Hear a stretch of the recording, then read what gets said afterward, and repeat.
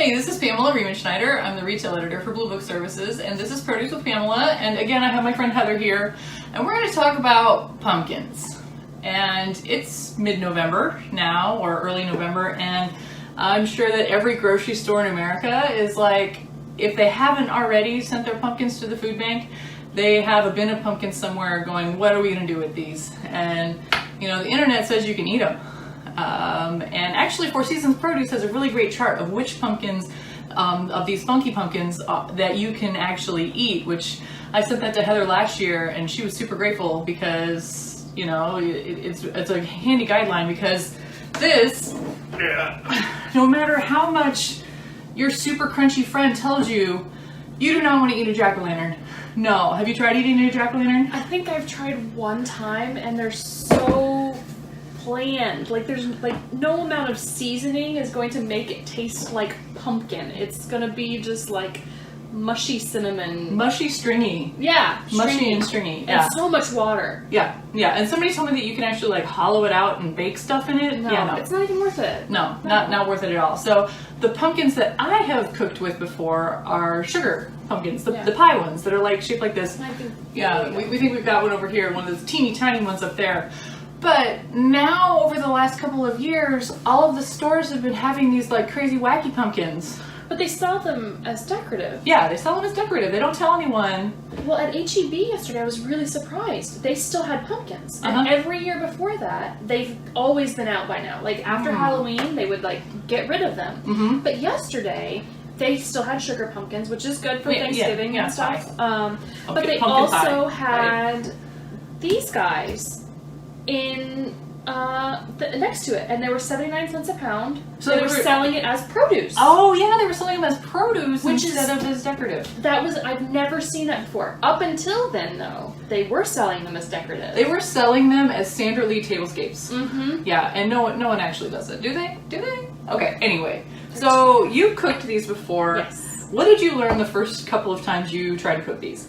So they're a lot bigger than they look. That makes sense. So like you get one and you're like, oh, you know, you're so used to carving the jack-o'-lantern pumpkins, which are like 90% cavity and 10% flesh.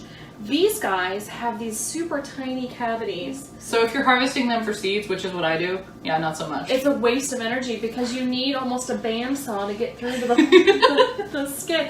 They're so hard to get into. Okay. Like, the spaghetti squash has nothing on these pumpkins, and they're a lot heavier than you would think they would be, and you end up with so much more pumpkin than you would ever thought you would have had. So this is like 10 pounds. Yeah, and so like if I were to can this, it would probably be 10 quarts of cubed pumpkin. So I brought some tools to see how we can get into this pumpkin.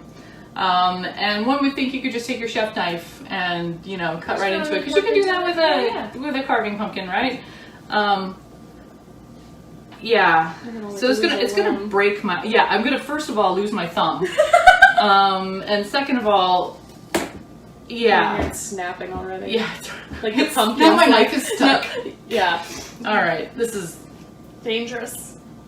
It's just what not to do. What not to do. And here's my other tool. When I actually cut watermelons, I use my bread knife. That makes sense. Because like cutting through wood. Yeah, no.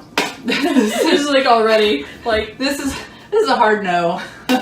So I've also been working in one of my rooms to try to let's see if a chisel and a hammer will get us into this pumpkin, just to show you guys what kind is this one? Is it Cinderella? Or? I think this is a fairy tale pumpkin. Yeah, I'm pretty sure this is a fairy tale. Or actually, I might have that chart. Let me pull it up and see. Okay, this was a great idea, but it's and so they pop. And so what I generally do is I get halfway around them, and then I start on the second side, and I try and kind of split it. Okay.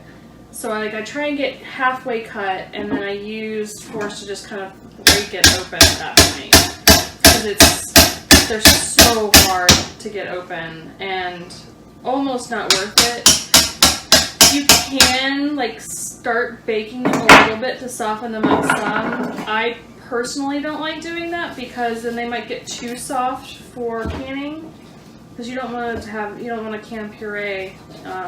It's not safe to can puree. You need to can it as cubes.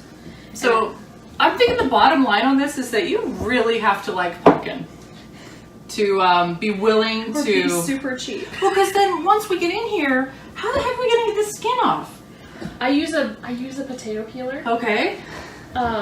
Yeah, but I usually get it like this, and I'll get it mostly cut like that, and I sometimes I'll try to quarter it or eighth it, and I'm really persistent, and I have apparently too much time on my hand for canning.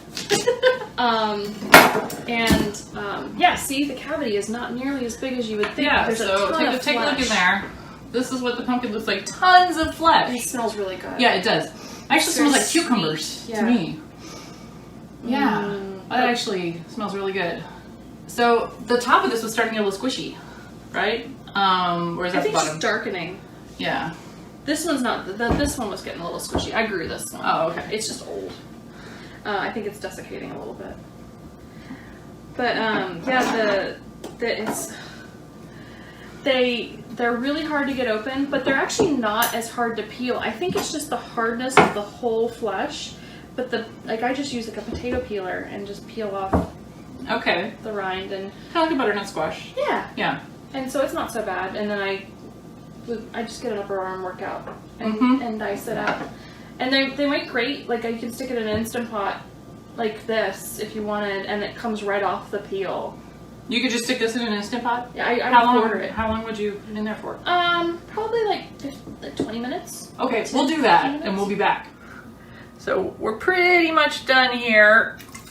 Oh, it still weighs a ton. So come in closer, let's see. So it's not completely mush, but if you let it cool off, we could scoop this out.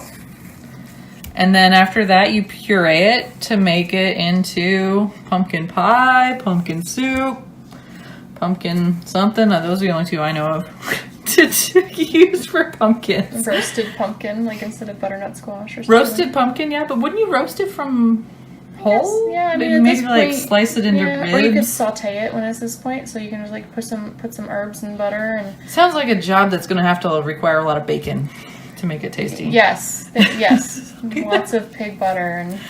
Yeah, so there's what you can do. Come on back up here. Yes, you can eat the pumpkins that you find, oh my gosh, at the store. But man, it's not easy, and you got to be really dedicated to it.